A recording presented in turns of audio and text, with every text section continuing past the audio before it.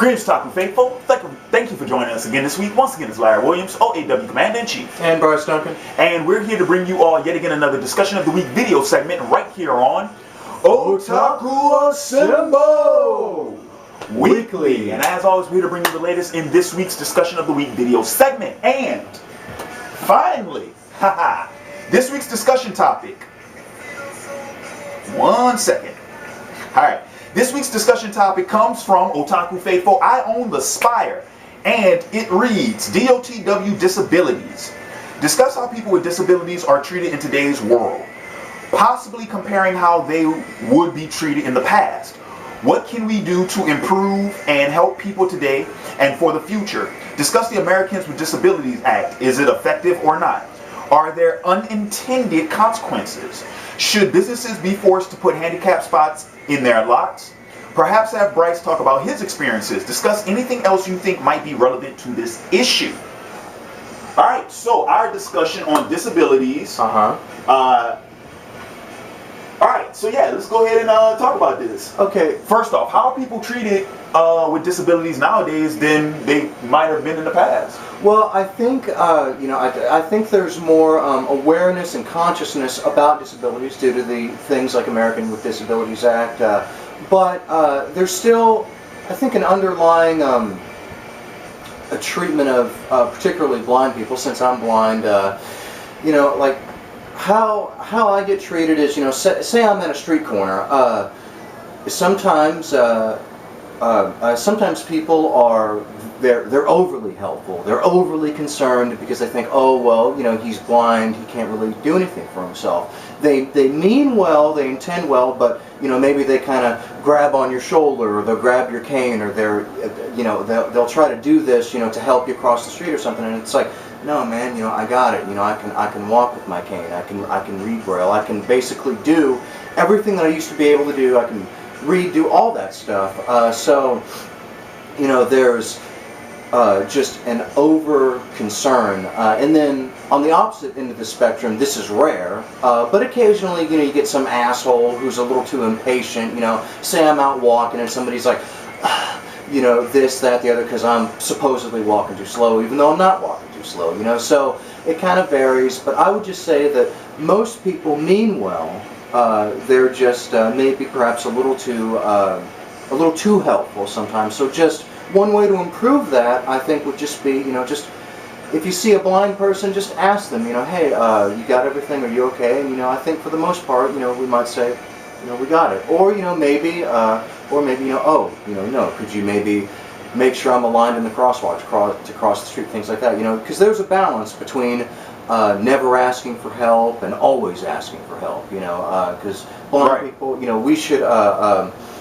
we should advocate for ourselves and do as much as we can, but sometimes we do need help, and I hope that I strike a balance between the two extremes of always asking for help and never asking. Right, and I think for the Sorry most for rambling. No, that's cool. No. You hit the nail right on the head. Mm-hmm. I mean, my thing would be, as far as like how how people with disabilities are treated nowadays and compared to in the past and stuff like that. I think nowadays we have legislation in place that makes it easier for people with disabilities to be more independent. Right. But that's only on the legislative side. On the actual social side, on the interaction side, it's like you said, people tend to be overly concerned sometimes. And I think what it all boils down to is that we as a country are getting to the point to get people with disabilities to be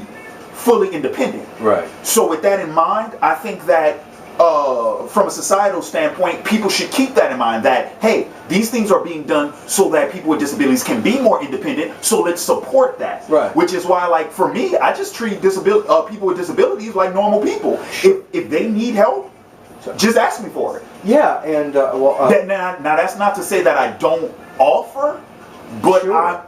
I always lean more to, if they need help, they'll ask me. They'll ask, yes. Yeah, they'll tell me if they need help. Yeah, well, and one other quick point I want to bring up is, if anything, about people being overly concerned, I'd rather have that than like in the old days. You know, people with disabilities. You know, they were just kind of shoehorned off. Oh yeah, they were ostracized. They were just kind of ostracized, and oh, you know, we feel sorry for you, we pity you. And now, it's still kind of we feel bad for you, but it's at the opposite extreme of being too nice or too concerned. So it's kind of like the same feeling of perhaps sadness for the person, but it's just a different prerogative of, oh, I got to be ultra helpful to this person, as opposed to in the past where it's like, oh well, poor guy, they're a lost cause, you know, right. So they just need to be babied. You know? Right, exactly. So the next question on the list is the ADA, which I'm not even familiar with. You're fairly familiar with it though, so I guess that would be a question to you. Do you think it's effective or not? Yeah, you know, it's effective. You know, the ADA, I believe, was passed in the 70s. It's an act that you know, if you step on an elevator, there's Braille numbers next to the buttons. There's Braille numbers next to doorways in classrooms. Actually, the other day I was with my mobility instructor. I'm in college right now. They didn't have the Braille, and he actually said, you know, well, that's part of the ADA. You know, we should talk to the university about that, so that it's more accessible for blind people, so that we won't have to ask for help. And that's part of the legislation that's been passed that I believe helps the consciousness of other people in societally speaking. You know, that helps them understand that we can do things for ourselves.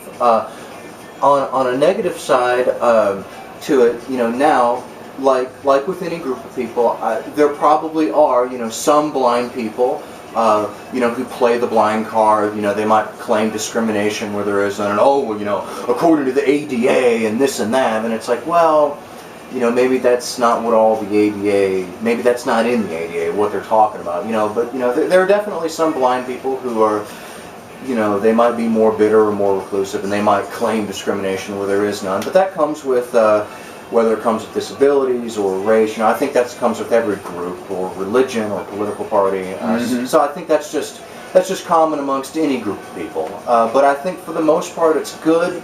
As far as the next part of it about forcing handicap parking spaces, that type of thing, well, that's not forced. I think that should be. Now, as a blind person, even I think sometimes there's too many damn handicap parking spots. No. I think there should be maybe one or two. There shouldn't have to be a whole damn row of handicap spaces, because there aren't that many.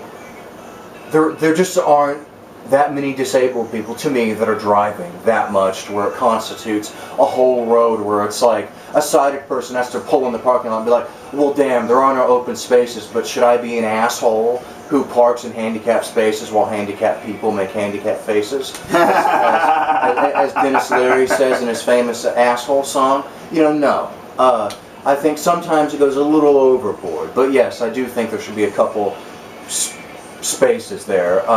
And as far as the hiring of blind people, yes, you know, I think blind people should be hired, but you know, I know some blind people who, anytime they go into a job interview, they're defensive because they expect not to get the job, which that's something that we need to work on, you know, because, you know, understandably the employer might be wary of hiring because of certain accommodations that may be made, but that might have to be made. But that's why, you know, we just have to advocate for ourselves, and you know, it's something that, you know, well, first of all, everybody's struggling with jobs, regardless of whether you're disabled or not. But you know, for me, it might be more difficult for me than say Larry. But I don't give up, you know, but I don't give up hope in finding work. You know, as a matter of fact, I hope.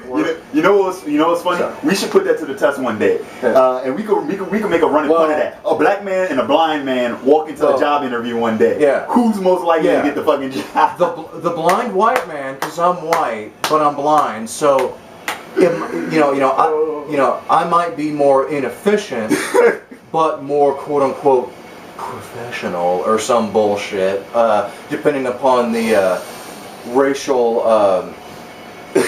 outlook of the employer. Yeah, no, God, that should be a sitcom or a movie.